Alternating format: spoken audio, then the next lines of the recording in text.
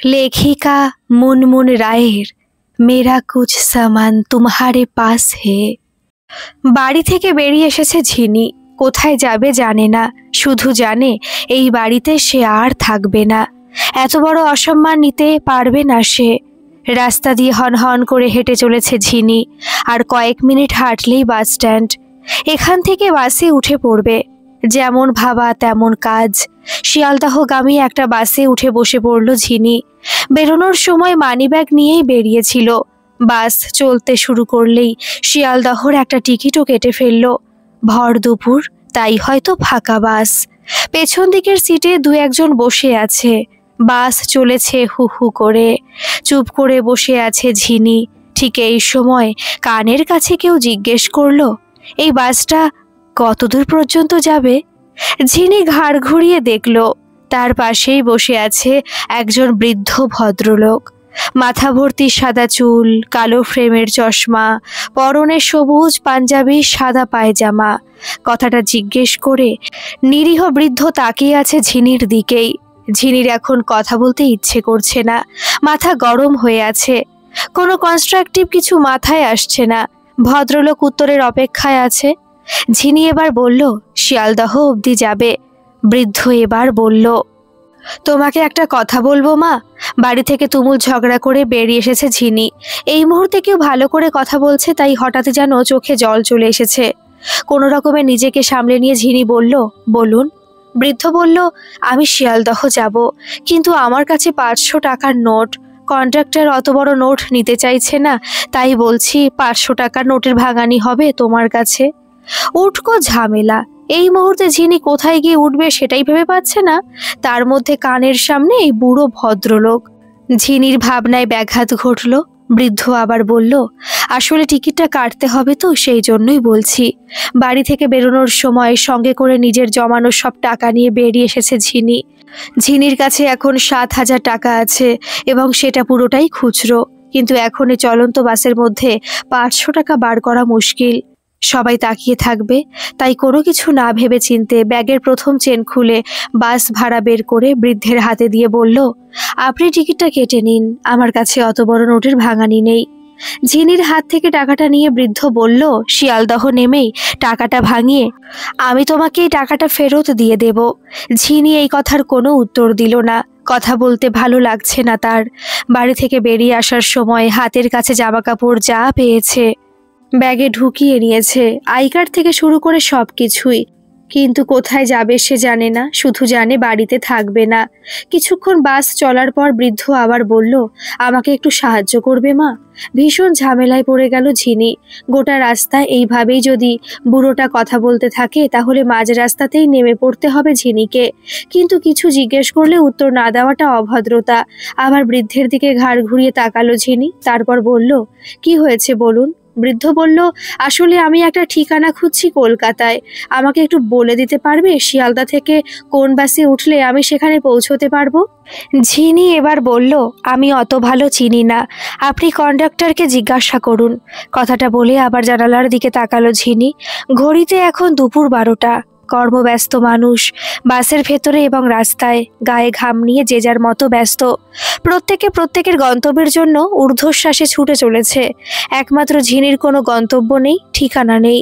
ঠিকানাহীন, গন্তব্যহীন এক অদ্ভুত ভবঘুরের মতন অনির্দিষ্টের পথের পথিক সে।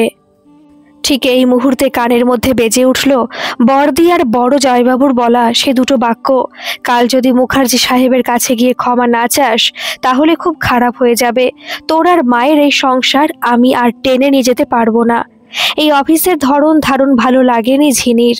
কোথাও একটা নেগেটিভ ভাইব প্রথম দিন থেকেই পাচ্ছিল সে। তারপর অফিসের অন্যান্য কর্মচারীদের কাছ থেকে জানতে পারলো, বসের সঙ্গে সেটিংয়ে গেলে তবেই ইনক্রিমেন্ট হবে, তা না হলে নানাভাবে প্রতি মুহূর্তে নানা রকম ঝামেলার মুখে পড়তে হবে। সেদিনই বাড়িতে এসে এই চাকরি সে করবে না এমন সিদ্ধান্তের কথা জানিয়েছিল। সেদিন থেকে অশান্তির শুরু। পাশে বসে থাকা বৃদ্ধ এবার কন্ডাক্টরের উদ্দেশ্যে যেটা বলল, সেটা শুনেই চমকে উঠল ঝিনি। কন্ডাক্টরের দিকে তাকিয়ে বৃদ্ধ বলছে, শরৎ শশী লেন যাব। শিয়ালদহ থেকে ঠিক কোন বাসে উঠতে হবে? এবার সোজা হয়ে বসলো ঝিনি। এই শরৎ শশী লেন হলো ঝিনির বাড়ি থেকে 2 কিলোমিটার দূরত্বে। এখানে ঝিনির স্কুলের দুজন বন্ধুও থাকে। ধীরে ধীরে বৃদ্ধের দিকে তাকালো ঝিনি। বৃদ্ধ তখন কন্ডাক্টরের দিকে তাকিয়ে আছে। কন্ডাক্টর বলছে, আপনি তো ছাড়িয়ে চলে এসেছেন, আমাকে তো আগে বলবেন, আমি নামিয়ে দিতাম তাহলে। নেমে একটা অটো করে নিলেই পৌঁছে যেতেন। বৃদ্ধ আবার তাকালো ঝিনির দিকে, তারপর খুব বিনয়ের সঙ্গে জিজ্ঞেস করলো, কলকাতার এই ঠিকানাটাই আমি খুঁজে চলেছি। ঝিনি এবার বলল, ওখানে কোথায় যাবেন আপনি? বৃদ্ধ বলল, আমি মণিহারা জুয়েলার্স যাব। খুব ভালোই চেনে ঝিনি। বলল, শিয়ালদহ নেমে আমি আপনাকে বাস বলে দেব। ওই বাসে উঠলে আপনি একদম দোকানের সামনেই নামতে পারবেন। এবার বৃদ্ধ বলল, আসলে ঠিক দোকানে নয়, দোকানের যে মালিক সুবোধ মজুমদার, আমি তার বাড়িতে যাব। সেটাও ঝিনি খুব ভালো চেনে। বাড়ির নাম অরুণালয়, ছোটখাটো রাজপ্রাসাদ বলা চলে, সেই সুবাদেই চেনে। ঝিনির মনে হলো এলাকা ছেড়ে বেরিয়ে এসেও শান্তি নেই। সেই একজন ওখানেই ফিরে যাবে, তার সঙ্গেও দেখা হয়ে গেল। শিয়ালদহ নেমে বৃদ্ধকে সঠিক বাসে তুলে দিল ঝিনি। কিন্তু এবার সে কি করবে? সেপ্টেম্বর মাসের এই রোদে বেশিক্ষণ ঘোরা যাবে না। অলরেডি কপালে ঘাড়ে ঘাম জমতে শুরু করেছে ঝিনির। কোন একটা হোটেলে গিয়ে আজকের দিনটা থাকা যায়, কিন্তু সেখানে সে কতটা নিরাপদ সেটাও ব্যাপার। আজকাল কলকাতার রাস্তায় একটা মেয়ে সম্পূর্ণ একা। একা কতটা নিরাপদ সে ব্যাপারে পুরোপুরি কনফিডেন্ট নয় ঝিনি। তাই যেভাবেই হোক একটা আস্তানা খুঁজে নিতেই হবে আজকের দিনের জন্য। বাড়ি থেকে বেরিয়েই মোবাইল ফোনের সুইচ অফ করে রেখে দিয়েছে ঝিনি, যাতে কোনোভাবেই বড়দি, জামাইবাবু বা তার মা তার সঙ্গে যোগাযোগ করে উঠতে না পারে। ঝিনি বাড়ি থেকে বেরিয়ে এসেছে প্রায় 1.5 ঘন্টা হয়ে গেল। এত করে নিশ্চয়ই তার খোঁজ পড়েছে। মা টেনশন করবে ঠিকই, কিন্তু সে টেনশনের কোনো যুক্তিই নেই। জামাইবাবু থেকে সংসার চালানোর জন্য টাকা নেয় বলে তার সব অন্যায় আবদার মেনে নেয়। এই একটা জায়গায় মাকে ক্ষমা করতে পারবে না ঝিনি। চাকরির জায়গায় ঝিনি নিরাপদ নয় জেনেও জামাইবাবুর তালে তাল মিলিয়ে তাকে জোর করে অফিসে পাঠাচ্ছে তার মা। মার বর্দির ওপর সম্মান ভালোবাসা কোনোটাই আর রাখতে পারছে না ঝিনি। বাড়িতে কিছুতেই আর ফিরে যাবে না সে। শিয়ালদহ রেলওয়ে স্টেশনের এক জায়গায় চুপ করে বসে একটু চিন্তা করে নিতে হবে। এবার 20 টাকার ঝালমুড়ি কিনে স্টেশনের এক ধারে বসলো ঝিনি। তারপর মোবাইলের সুইচ অন করলো। দেখলো প্রায় 20টা মিসড কল, কিন্তু কারা ফোন করেছে সেটা দেখার সময় নেই। কোনো রকমে কাজ মিটিয়ে আবার সুইচ অফ করে দিতে হবে। এবার ঝিনি তার সবচাইতে কাছের বন্ধু প্রাপ্তিকে ফোন করলো। ওপাশে প্রাপ্তির উৎকণ্ঠার গলা। ফোন ধরেই বলল, কি রে, কি খবর, কোথায় গিয়েছিস তুই? সুমনদা, রানুদি আর মাসিমা বারবার ফোন করছে। সুমনদা আমার বাড়িতে এসে ঘরগুলো পর্যন্ত খুঁজে গেল, যেন আমি তোকে লুকিয়ে রেখেছি। কি ব্যাপার বলতো, কি হয়েছে?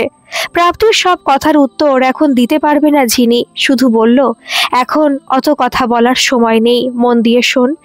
ইমিডিয়েট একটা কাজ, তার সঙ্গে থাকার জায়গা দরকার আমার। সেটা লোকের বাড়ির বাসন মাজার কাজ হলেও চলবে। এই মুহূর্তে আমার থাকার জায়গা নেই। বাড়ি থেকে বেরিয়ে এসে শিয়ালদা স্টেশনে বসে আছি। ঠিক 1 ঘন্টা পরে তোকে আমি ফোন করব। ব্যবস্থা কর কিছু একটা। আমার সঙ্গে বেইমানি করিস না। সুমনদা বা বর্দির সঙ্গে যদি দেখা হয়ে যায় তাহলে আমাকে সুইসাইড করতে হবে। ওদের হাত থেকে আমাকে বাঁচতেই হবে। এক নাগাড়ে এতগুলো কথা বলে ফোন কেটে দিল ঝিনি। তারপরে সঙ্গে সঙ্গে সুইচ অফ করে দিল ফোনের। 1 ঘন্টা স্টেশনে এখন ওয়েট করতে হবে ঝিনিকে। প্রাপ্তি খুব ছোট্টবেলার বন্ধু ঝিনির। নিশ্চয়ই ঝিনির কোনো ক্ষতি করবে না। বর্দি আর সুমনদা তার জামাইবাবুকে নিশ্চয়ই বলে দেবে না। এই 1 ঘন্টার সময় কাটাতে ঝিনির মনে হলো যেন 1 বছর লেগে গেল। ঠিক 1টার সময় আবার ফোন করলেও প্রাপ্তিকে। প্রাপ্তি বলল, একটা লোকেশন সেন্ড করছি, সেই লোকেশনে চলে আয়, আমি থাকবো এখানে। আশা করছি একটা কাজ হবে, তবে আয়ার কাজ। আগে আয়, তারপর কথা হচ্ছে। লোকেশন দেখে নিল ঝিনি। এবার একটা ক্যাব বুক করতে হবে। তার আগে আবার ফোনের সুইচ অফ করলো ঝিনি। ক্যাব বুক করে সেই লোকেশনে পৌঁছতে ঝিনির সময় লাগলো প্রায় 1 ঘন্টা। ফ্ল্যাট বাড়ির সামনে দাঁড়িয়ে আছে প্রাপ্তি।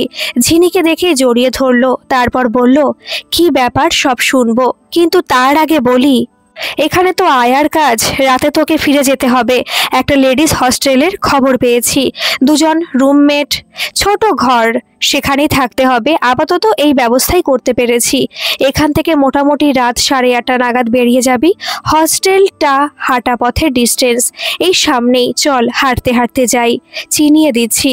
প্রাপ্তির কথাগুলো শুনে তাকে আবার জড়িয়ে ধরল ঝিনি। বলল, তুই আমার সত্যিকারের বন্ধু। প্রাপ্তি বলল, তাহলে এই জড়ানোটা আমার প্রাপ্য নয়?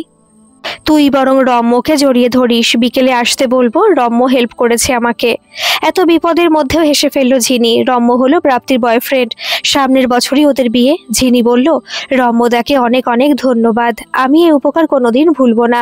এবার প্রাপ্তি বলল, আসলে রম্যর বন্ধুর শাশুড়ি একজন সবসময় লোক চাইছে, যে শাশুড়ির সঙ্গে সঙ্গে থাকবে। আর লেডিস হস্টেলটাও সেই বন্ধুর স্ত্রী বলে দিয়েছে। তোর ফোন পেয়ে আমি প্রথমেই রম্যকে ফোন করলাম, তখন ওই আমাকে বলল। এবার ঝিনি আর প্রাপ্তি হাঁটতে শুরু করলো লেডিস হস্টেলের উদ্দেশ্যে। ঝিনি আর প্রাপ্তি একই সঙ্গে MA পাশ করেছে। প্রাপ্তি এখন গবেষণার জন্য পড়াশোনা করছে, আর ঝিনি বাড়ি থেকে পালিয়ে পালিয়ে বেড়াচ্ছে। সত্যি সত্যি যেন কোনো বাংলা সিনেমা চলছে। নিজের ওপরে নিজের বিরক্ত ধরে গেল ঝিনির। হাঁটতে হাঁটতে প্রাপ্তি এবার ঝিনিকে বলল, এই মুহূর্তে নিরাপদ এই একটাই কাজ আছে, আর না হলে আমার বাড়িতে থাকতে পারতিস, কিন্তু সুমনদা রোজ একবার করে আমার বাড়িতে চলে আসবে তোকে খুঁজতে। রম্যর বাড়িতেও থাকতে পারতিস, কিন্তু সেখানেও আমার শাশুড়ি হাজার একটা প্রশ্ন করবে। তাছাড়া একটু সময় না হলে কোনো কিছু বুঝে উঠতে পারছি না। তাড়াতাড়ি ঝিনি বলে উঠল, তুই এত হেজিটেট করছিস কেন? যথেষ্ট ভালো ব্যবস্থা করতে পেরেছিস 1 ঘন্টার মধ্যে। আমার বাড়ির লোক আমার সাথে যা করলো, তার কাছে এটা তো স্বর্গীয় ব্যবস্থা। কথা বলতে বলতে হস্টেলের সামনে পৌঁছে গেল দুজনে। এরপর হস্টেলে ঢুকে যিনি দায়িত্বপ্রাপ্ত মহিলা আছেন তার সঙ্গে ঝিনির আলাপ করে দিল প্রাপ্তি। তারপর হাঁটতে হাঁটতে আবার ফিরে এলো ফ্ল্যাট বাড়ির সামনে। এবার ফার্স্ট ফ্লোরে দুজনেই এসে দাঁড়ালো সুন্দর কারুকার্য করা একটি দরজার সামনে। দরজার গায়ে লেখা সুলতা মিত্র এবং রাগিনী মিত্র। প্রাপ্তির কাছে আয়ার কাজ শুনে ঝিনি ভেবেছিল নর্মালি যেমন হয়, কোনো শয্যাশায়ী বৃদ্ধার পরিচর্যা করতে হবে, তার বাথরুম পায়খানা সব দেখাশোনা করতে হবে, এই টাইপের কোনো কাজ। কিন্তু এই ফ্ল্যাটের ভদ্রমহিলার সঙ্গে কথা বলে জানতে পারলো যে ভদ্রমহিলার সঙ্গে থেকে শুধু গল্প করতে হবে, তার সঙ্গে সময় কাটাতে হবে। ভদ্রমহিলার বিবাহিত নাতনি নিজের পেশা এবং নিজের সংসার সামলে রোজ দেখা করতে আসতে পারে না এখানে, তাই জন্য এমন একজন দরকার ছিল, সে এই বৃদ্ধা ভদ্রমহিলার সঙ্গে সঙ্গে থাকবে, তার সঙ্গে গল্প করবে এবং সময় কাটাবে। ঝিনি তাকিয়ে দেখলো ভদ্রমহিলা খুবই স্নেহপ্রবণ এবং ঝিনির দিকে তাকিয়ে বলল, লেডিস হস্টেলের কোনো দরকার নেই, তুমি এখানে আমার সঙ্গে থাকবা। আসলে আমি তো একা থাকি, রাতে একটু ভয়ও লাগে, তাই মনে করো রাতে থাকাটাও তোমার ডিউটির অঙ্গ, তাহলে অসুবিধা হবে না। ভদ্রমহিলার কথা বলার ভঙ্গিতে এমন কিছু ছিল, আপত্তি করতে পারেনি ঝিনি। লেডিস হস্টেলে গিয়ে না করে দিয়ে আসবে ঠিক করে ফেললো। এখন ঘড়িতে ঠিক 4:30। এই বাড়ির স্নেহপ্রবণ বৃদ্ধ মানুষটির নাম সুলতা মিত্র। সেটা নেম প্লেট দেখেই জেনেছে ঝিনি। গোটা দুপুর সুলতার সঙ্গে বসে বসে গল্প করেছে ঝিনি। স্নান করে দুপুরবেলা সুলতার পাশে বসেই ভাত খেয়েছে এবং তার অনুরোধেই এখন ঝিনি তাকে ঠাম্মি বলে ডাকতে শুরু করেছে। এই ঠাম্মিকে পছন্দ হয়েছে ঝিনির। চেহারার মধ্যে একটা স্নেহ আছে। চেহারা একটু মোটা, পরনে সাদা খুলের শাড়ি, মায়েদের মতন করে পরা, মাথায় কাঁচা পাকা চুল, মুখে পান, দেখলেই মনে হয় একটা স্নেহ, একটা ভালোবাসা জড়িয়ে আছে এই ঠাম্মিকে জড়িয়ে। ঠাম্মিকে সব রকম যত্ন করতে রাজি ঝিনি, কিন্তু এখানে কিছুই করতে হবে না, শুধু ঠাম্মির পেছনে পেছনে ঘুরতে হবে, তার সঙ্গে সঙ্গে থাকতে হবে, যাতে ঠাম্মি একা বোধ না করে। আর এই কাজের জন্যই তারা 8,000 টাকা মাইনে দেবে বলেছিল। ঝিনি লজ্জা পেয়ে বলেছে, আমার এত টাকা লাগবে না, আমাকে আপনি 5,000 টাকা দেবেন তাহলেই হবে। সুলতা রাজি হয়েছে এবং বলেছে, তাহলে তুমিও আমার কাছেই থাকবে, লেডিস হস্টেলে থাকতে হবে না। পুরো ব্যাপারটাতে ঝিনির মনের ভেতর একটা স্বস্তি এবং একটা নিরাপত্তা কাজ করছে। সেই কারণে কথা আর বলতে বলতে মনের সব দুঃখের কথা শেয়ার করতে সে এতটুকু দ্বিধা করেনি। সব বলার পর ঠাম্মির কাছ থেকেও ঝিনি জানতে পারলো যে এই ঠাম্মির নাতনি রাগিনী মিত্র পেশায় গোয়েন্দা এবং বড় বড় কেস সলভ করে দেয় অতি আয়াসেই। ঠাম্মির মুখে বেশ কয়েকটা ঘটনা শোনার পরে রাগিনী মিত্রকে চিনতে পারল ঝিনি। এর আগে বেশ কয়েকটি কেসে রাগিনীর তদন্ত সলভ করার পদ্ধতি দেখে মুগ্ধ হয়েছিল ঝিনি। সবটাই অবশ্য খবরের কাগজের মাধ্যমে। এই ঠাম্মির নাত জামাই সুগত রায় একজন পুলিশ অফিসার। এটা জানার পর ঝিনি অনেকটা নিশ্চিন্ত হলো, নিজেকে নিরাপদ জায়গাতে সুরক্ষিত ভেবে অপেক্ষা করতে থাকে রাগিনী মিত্র আর সুগত রায়কে দেখার জন্য। ঠিক 4:45 নাগাদ বাড়িতে আসে রাগিনী এবং সুগত রায়। তাদের সঙ্গে আলাপ হয়ে ভালো লাগলো ঝিনির। রাগিনীকে দেখে ঝিনির মনে হলো বয়সে তার থেকে বড়ই হবে। উচ্চতায় ঝিনির মতোই, গায়ের রং সামান্য চাপা, ছোট করে চুল কাটা, পরনে ট্রাউজার আর টি শার্ট। গল্পের মাঝে ঝিনির কাছ থেকে তার পরিবার, তার দিদি জামাইবাবুর মা বাবার সম্পর্কে বিস্তারিত জেনে নেয় রাগিনী। তারপর শুরু হয় ঝিনির নতুন অফিসের গল্প। ঝিনি জানায় যে তার এই অফিসের বসের আচরণ এবং চাহনিতে অস্বস্তি বোধ করত সে। তাছাড়া অফিসের গোডাউনে সারিবদ্ধভাবে রেখে দেওয়া কিছু বাক্স সম্পর্কে জিজ্ঞাসাবাদ করায় তাকে রীতিমতো ধমকানো হয়, অযথা কৌতূহল দেখানোর জন্য। বাইরে থেকে আসা অফিসে নিত্য নতুন মানুষের খারাপ দৃষ্টি সহ্য করতে হতো ঝিনিকে। বাড়িতে এসব বলেও যখন কোনো লাভ হলো না, দিদি জামাইবাবু এবং মায়ের রোষের মুখে পড়তে হলো উল্টে। তখনই বাড়ি থেকে পালিয়ে যাবার সিদ্ধান্ত নিয়েছিল ঝিনি। রাগিনী ঝিনির সব কথা মন দিয়ে শুনল। তারপর একটু একটু করে ঝিনিকে জিজ্ঞেস করতে থাকে। ঝিনি ঠিকই করে ফেলেছিল যে রাগিনীর কাছে কিছু লুকোবে না, কারণ তার জীবনের ঘটনা একজন গোয়েন্দাকে বলার মতোই। রাগিনী এবার জিজ্ঞেস করলো, আচ্ছা, এই যে তুমি বাড়ি থেকে চলে এলে, তোমার বাড়ির লোক নিশ্চয়ই খোঁজ করছে এখন, সাংঘাতিক টেনশন করছে। তোমার মায়ের বয়স হয়েছে, তাছাড়া পাড়ার লোক, আত্মীয় স্বজন নানান রকম প্রশ্ন করবে। এটা ভেবে বাড়ি যেতে ইচ্ছে করছে না তোমার? ঝিনি বলল, একটু টেনশন করুক এখন। আমি আমার বিপদের কথা অনেকবার বলার চেষ্টা করেছি তাদের, তখন আমি টেনশনে ছিলাম, কিন্তু তারা একবারও আমার কথা ভেবে দেখেনি, আমার কথা মন দিয়ে শোনেনি। বর্দি বারবার একটা কথা বলেছে, একটা ভালো চাকরি, ভালো মাইনে, সংসারটা পাল্টে যাবে। কতদিন আর তোর সুমনদার ঘাড়ে বসে খাবি? মা সায় দিয়েছে বর্দিকে, এখন তারা যদি টেনশন করে করুক। রাগিনী বলল, তুমি চাইলে সে অফিস এবং অফিসার দুটোর বিরুদ্ধে স্টেপ নিতে পারো, সেই অধিকার তোমার হাতে আছে, আমি তোমাকে হেল্প করব। ঝিনি বলল, আমি চাই এটা, আমি ভেবেছি, সেই কারণেই আমি তোমাকে সব কথা বললাম।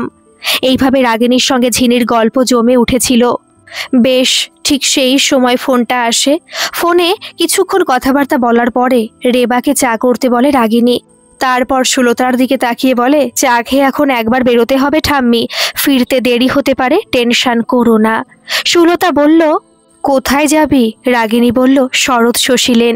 এবার রাগিনীর দিকে তাকালো ঝিনি, বলল, আমাদের বাড়ির কাছাকাছি এই জায়গাটা। রাগিনী বলল, তাহলে তো মণিহারা জুয়েলার্সও চেনো তুমি? ঝিনি বলল, হ্যাঁ চিনি তো, সেটাও আমাদের বাড়ি থেকে খুব বেশি দূরে নয়। কথাটা বলে রাগিনীর দিকে তাকিয়ে অল্প হাসলো ঝিনি, বলল, আজ গোটা দিনে এই নিয়ে দুবার মণিহারা জুয়েলার্স এর নাম শুনলাম। বলে সকালে বাসে ভদ্রলোকের কথা পুরোটা বলল রাগিনীকে। এবার ধীরে ধীরে রাগিনী ভ্রু কুঁচকে গেল। তারপর ঝিনিকে বলল, ওই মণিহারা জুয়েলার্সের মালিক সুবোধ মজুমদারই খুন হয়েছেন আজ সকালে, নিজের বেডরুমেই। আচ্ছা, সুবোধ মজুমদারকে চিনতে তুমি? ঝিনি বলল, না, ওনাকে চিনি না। রাগিনী বলল, মণিহারা জুয়েলার্সের বাড়ি দোকান থেকে কত দূর? ঝিনি বলল, খুব কাছাকাছি। মণিহারা জুয়েলার্স এবং অরুণালয় মানে মণিহারা জুয়েলার্সের বাড়ির ডিস্ট্রেস হাঁটা পথে আধা ঘন্টা হতে পারে।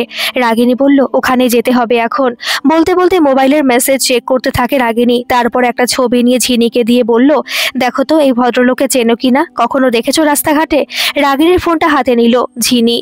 প্রবল বিস্ময়ে দেখলো ছবিতে সকালের সেই বৃদ্ধ ভদ্রলোক, এক মাথা সাদা চুল, চোখে কালো ফ্রেমের চশমা, এবং এই ছবিটাতেও পায়জামা পাঞ্জাবি পরনে। ঝিনি বলল, এনাকে দেখেছি আজ সকালে বাসে। ভদ্রলোক আমার পাশে বসলেন, তারপরে শরৎ শশীলেন ঠিকানা যাবেন বললেন, তারপর 500 টাকার নোটের ভাঙানি চাইলেন।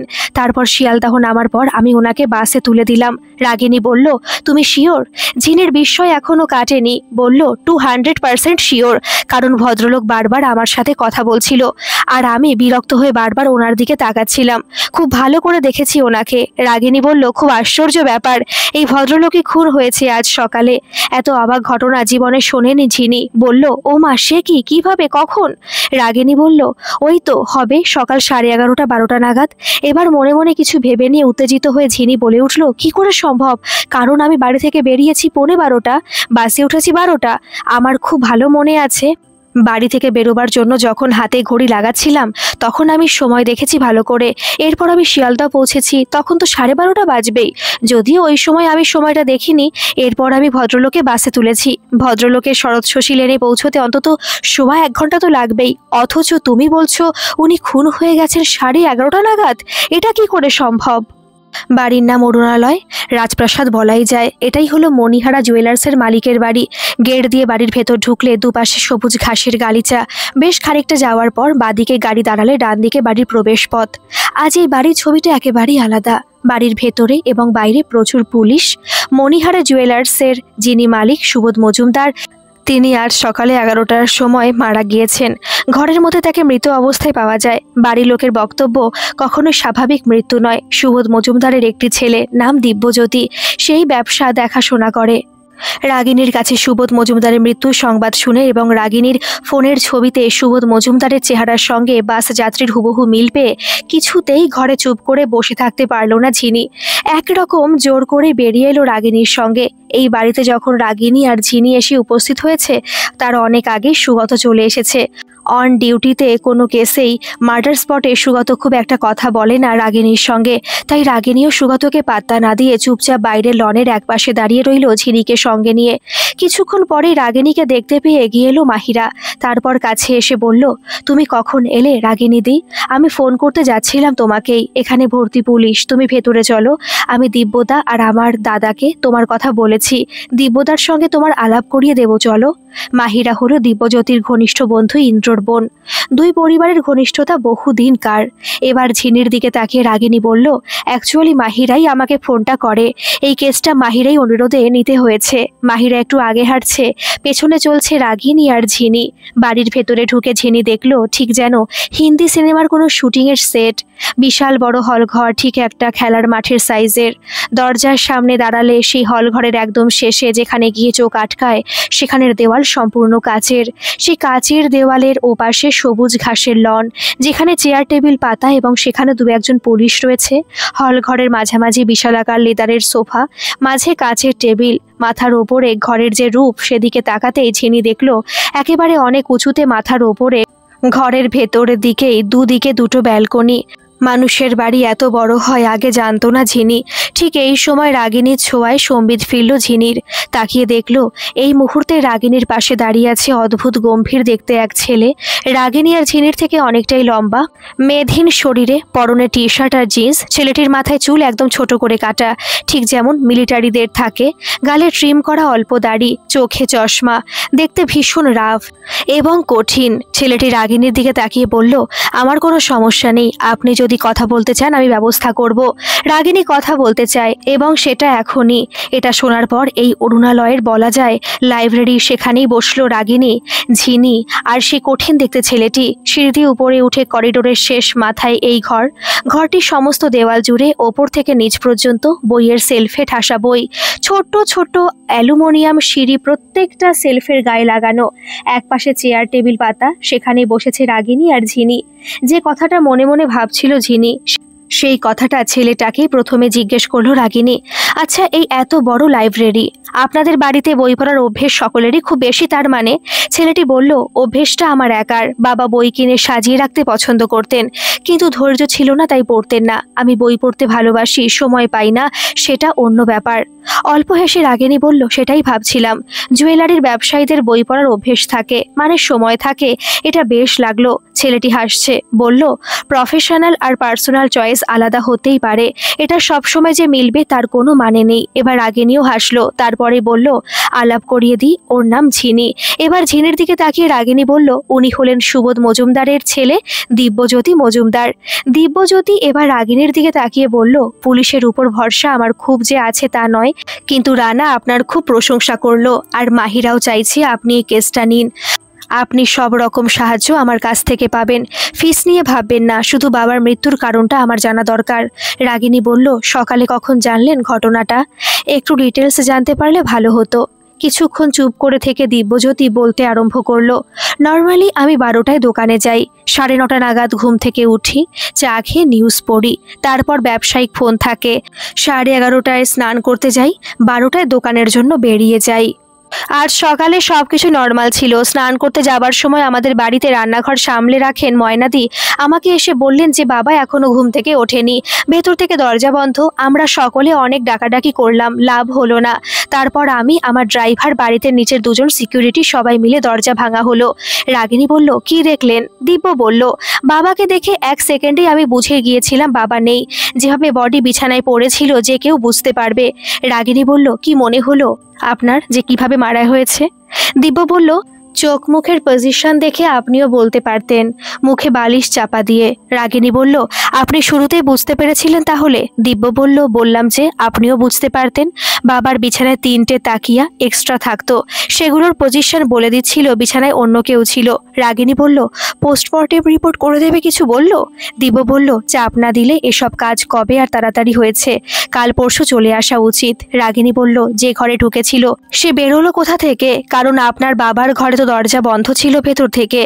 দিব্য বলল, আমাদের বাড়ির বাথরুমের সিস্টেমগুলো এরকম, বুঝতে পারলাম যখন দেখলাম বাথরুমের পেছন দিকে দরজা খোলা। রাগিনী বলল, বাথরুমের পেছন দিকে দরজা আছে? এবারই প্রত্যেকটা ঘরের অ্যাটাচড বাথরুমের পেছন দিকে একটা করে দরজা আছে আমাদের, আর তার সাথে লাগানো লোহার সিঁড়ি। সপ্তাহের একদিন যারা ক্লিন করতে আসে তারা ওই সিঁড়ি দিয়ে ওঠে। ওই দরজাটা খোলা দেখেই আমার মনে হলো যে এখান দিয়ে কেউ এসেছে এবং এখান দিয়ে ফিরে গেছে, কিন্তু সেই দরজাটাই বা খুলে দিল কে? দিব্য বলল, আজ সকালে অনেক ভোরে বাথরুম ক্লিন করতে এসেছিল, সেটা ময়নাদি বলল। হতে পারে বাবার দরজাটা লাগাতে ভুলে গেছে। রাগিনী বলল, এই ময়নাদি আপনাদের বাড়িতে কতদিন আছে? 5 বছর। ওনার বাড়ি কোথায়? ময়নাদিকে সেন্টার থেকে আনা হয়েছে, ডিটেলস ওদের কাছেই আছে। ময়নাদি আমাদের বাড়িতেই থাকে, বছরে 2বার ছুটি নেয় 1 সপ্তাহের জন্য। রাগিনী বলল, আপনাদের বাড়িতে আর কতজন লোক আছে? আমি, বাবা আর ময়নাদি। এই এত বড় বাড়িতে মাত্র 2জন। ময়নাদিকে হেল্প করার জন্য 4জন মেয়ে আছে, ঠাকুর পুজো করার জন্য ভট্টদা আছে, উনি এ বাড়িতেই থাকেন। গেটে যারা সিকিউরিটি তাদের থাকার ঘরে মোট 6জন, 4জন ড্রাইভার, এদের অ্যাড করে নিতে পারেন। আপনাদের আর কোনো আত্মীয় স্বজন নেই? আমার বাবার মামার বাড়ি আছে এই কলকাতাতেই। আমার বাবার মাসি মামা তারা মাঝে মাঝে আসে, তাছাড়া আর কোনো আত্মীয় স্বজনকে আমি খুব একটা চিনি না। আপনার মা? আমি তখন খুব ছোট, একটা অ্যাক্সিডেন্টে আমার মা মারা যায়, তখন আমার 6 মাস বয়স। আমার মাকে আমার একেবারেই মনে নেই। আপনার মামা বাড়ির কোনো আত্মীয় স্বজন, মানে মায়ের বাপের বাড়ির? আমার মামা বাড়ি মানালিতে, আমার মা ওখানকার মেয়ে। যেহেতু সকলের আপত্তিতে বাবা আর মা বিয়ে করেছিলেন, তাই আমার মামা বাড়ির সঙ্গে বাবার সম্পর্ক নেই। রাগিনী বলল, আচ্ছা আপনার বাবার সকালের রুটিন কি ছিল? দিব্য বলল, আমার বাবা সকাল 10টায় ঘুম থেকে উঠতেন, তারপর ঘরে বসেই চা খেতেন, লাইব্রেরিতে এখানে আসছেন আমার সঙ্গে দেখা করতে, একটু বেলা করে দোকানে যেতেন। আপনার কাউকে সন্দেহ হয়, মানে বাবার কোনো শত্রু ছিল? ছিল না বলেই জানতাম, তবে কয়েকদিন ধরে বাড়িতে একটা ঘটনা ঘটছিল। ময়নাদি বুঝতে পেরে আমাকে বলেছিল, আমি বাবাকে জিজ্ঞেস করেছিলাম, কিন্তু বাবা কোনো উত্তর দেয়নি। বাবা যদি আমার সাথে শেয়ার করতো হয়তো আজকের ঘটনা ঘটতো না, আমরা সাবধান হতে পারতাম। কি ঘটনা? বাবার কাছে কুরিয়ারে কিছু ছবি এসেছিল, ময়নাদি বলছিল সেই ছবিগুলো দেখে বাবা খুব ভয় পেয়েছিল। ময়নাদি আড়াল থেকে দেখেছে, ছবিগুলো দেখে বাবা ভীষণ উত্তেজিত হয়ে গিয়েছিল, এমনকি হাতের সামনে রাখা কাচের গ্লাস মাটিতে ফেলে ভেঙে দিয়েছিল রাগে। এটা আপনাকে কবে বলেছিল? ছবিগুলো এসেছে 2 দিন আগে। ময়নাদি আমাকে বলেছে গত পরশু সকালে। আমি ভেবেছিলাম বাবার সাথে কথা বলবো আজই, কিন্তু তার আগেই তো। ছবিগুলো কোথায় এখন? আজ সকালে পুলিশ বেডসাইড টেবিলের ড্রয়ার থেকে বের করে নিয়ে গিয়েছে। কিসের ছবি ছিল দেখেছেন? দেখেছি। ছবিগুলো দেখে বাবা কেন এত উত্তেজিত হয়েছিল বুঝতে পারলাম না। বাঘ, সিংহ, হায়না, কুমির, সিম্পল কিছু ওয়াইল্ড অ্যানিম্যালের ছবি।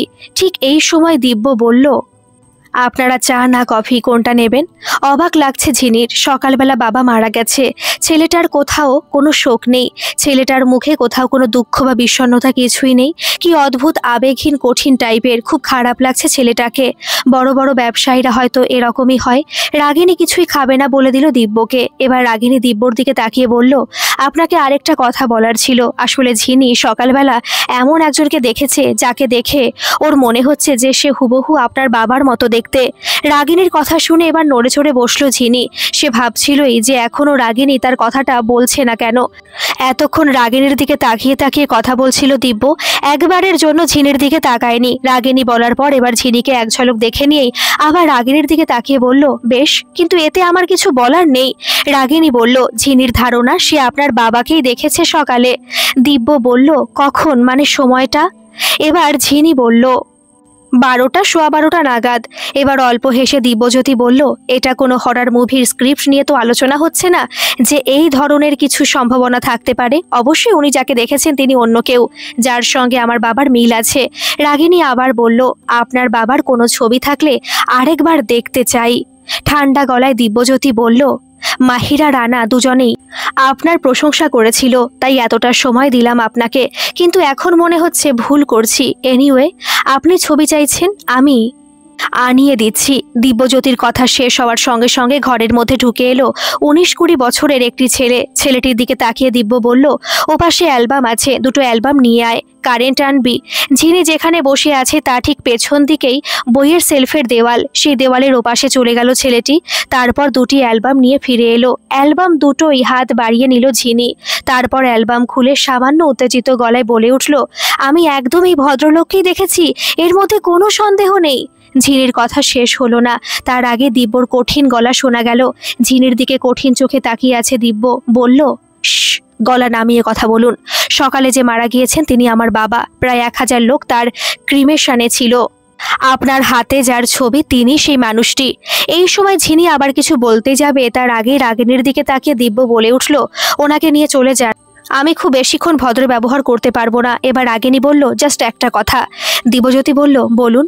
রাগিনী বলল, মাহিরা বলেছিল আপনাদের এই কেসটা আমাকে দিতে। নর্মালি ক্লায়েন্ট না চাইলে আমি কেস ছেড়েও দিতে পারি, যদি বুঝতে পারি যে গোয়েন্দার প্রয়োজন নেই, কিন্তু এক্ষেত্রে আমার ইন্টারেস্ট বেড়ে গিয়েছে।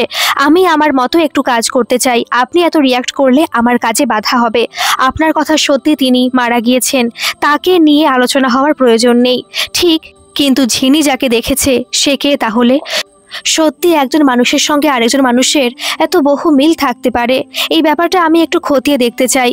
তাছাড়া আরেকটা ব্যাপার, সেই ভদ্রলোক কিন্তু আপনাদের বাড়ির ঠিকানায় খুঁজছিলেন। এতক্ষণ বিরক্ত হয়ে রাগিনীর কথা না শুনে নিজের মোবাইল দেখছিল দিব্যজ্যোতি। এবার রাগিনীর দিকে তাকালো, আবার ভুরু কুচকে চোখে মুখে কৌতূহল নিয়ে বলল, হোয়াট, কি খুঁজছিলেন? শান্ত গলায় রাগিনী বলল, আপনি শুরুতে এত রিয়াক্ট করছেন তাই পুরোটা বলতে পারছি না। ভদ্রলোক বাসে ঝিনির পাশেই বসেছিলেন এবং ঝিনির কাছে শরৎ শশী লেনের মণিহারা জুয়েলার্সের বাড়ি অরুণালয়ের ঠিকানায় খুঁজছিলেন। এবার ধীরে ধীরে ঝিনির দিকে তাকালো দিব্য, তারপর বলল, ঘটনাটা বলুন আমাকে। সকালের যা যা ঘটনা ঘটেছিল সব বিস্তারিত দিব্যকে বলল ঝিনি। এবার দরজার দিকে আবার তাকালো দিব্য। সঙ্গে সঙ্গে সে আগের ছেলেটি দরজা খুলে আবার ভেতরে ঢুকে এলো। ছেলেটিকে দেখে দিব্য জিজ্ঞেস করলো, সকালে এমন কোনো ভদ্রলোক বাড়িতে এসেছে? পায়জামা পাঞ্জাবি পরা, মাথায় সাদা চুল, অনেকটা বাবার মতোই দেখতে। দুদিকে মাথা নেড়ে ছেলেটি জানালো আসেনি। এবার দিব্য বলল, সবাইকে একটু জিজ্ঞেস করে আমাকে জানা। চলে গেল ছেলেটি। এবার রাগিনী বলল, দেখুন, আপনি যেটা বলছেন সেটাই ঠিক। দুটো মানুষ একরকম দেখতে এবং এটা কাকতালীয় ঘটনা। এই ঘটনার সঙ্গে বাসের ভদ্রলোকের ঘটনার কোনো যোগসূত্র নেই, কিন্তু আমাদের গোয়েন্দা দর্শনের একটা ফিলোসফি আছে, সেটা হলো যেখানে দেখিবে ছাই উড়াইয়া দেখো তাই। একটু যখন ছাই দেখেছি, দেখা যাক নিচে আগুন আছে কিনা।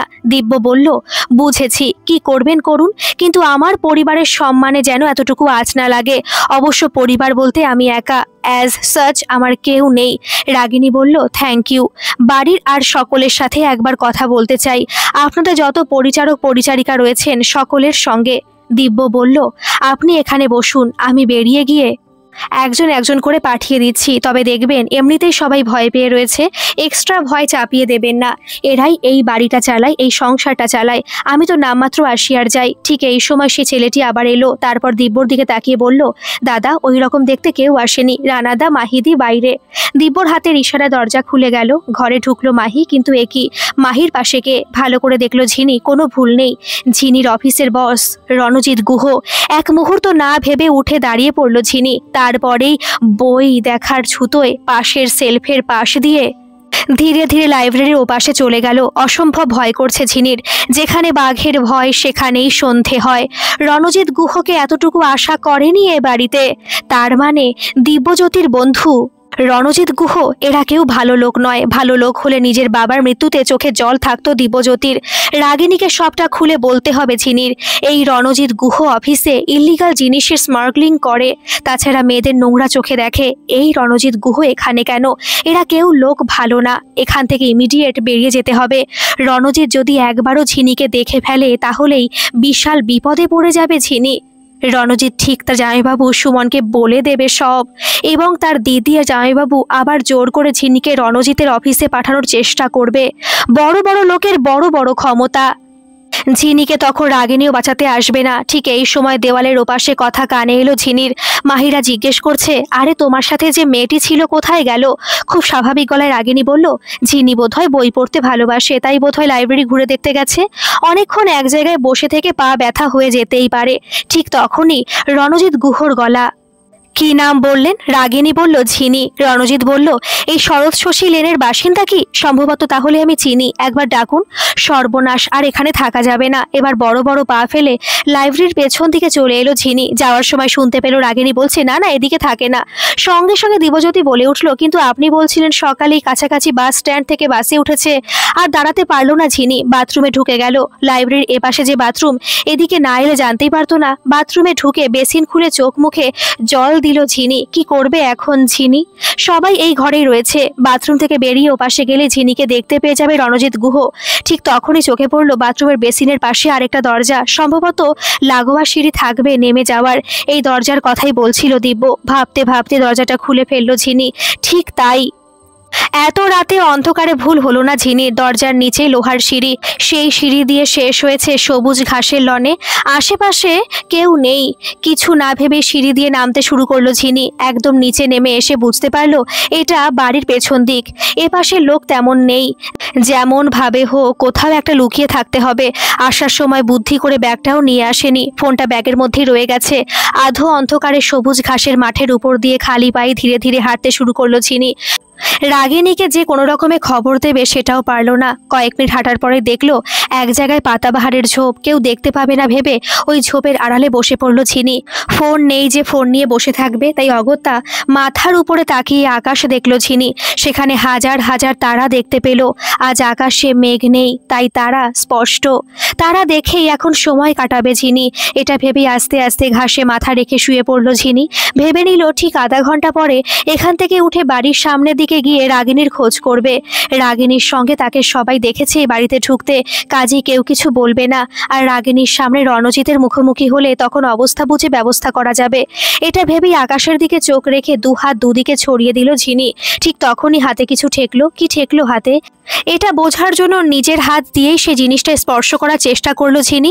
আর ঠিক তখনই ভয়ে আতঙ্কে ঠান্ডা হয়ে গেল। কারণ যে জিনিস এখন ধরেছে ঝিনি সেটা কোনো মানুষের ঠান্ডা হাত। চিৎকার করে উঠে বসলো ঝিনি। তারপর ভালো করে দেখলো এই আধো অন্ধকারেও বুঝতে এতটুকু ভুল হলো না তার। সকালে সেই ভদ্রলোক শুয়ে আছে এখানে, তিনি যে মৃত সেটা বলে দিতে হলো না। ঝিনির চিৎকারে এতক্ষণে বাড়ির সমস্ত লোক দৌড়ে এদিকেই আসতে শুরু করেছে। এখনকার মতো এই পর্যন্তই থাক। এর অন্তিম পর্ব কাল সন্ধে 7:30টায় আমি আমার চ্যানেলে আপলোড করব। আপনাদের গল্পটা কেমন লাগছে অবশ্যই কমেন্ট করে জানাবেন। আর ভালো লাগলে একটা সাবস্ক্রাইব করে আমার পাশে থাকবেন। ধন্যবাদ।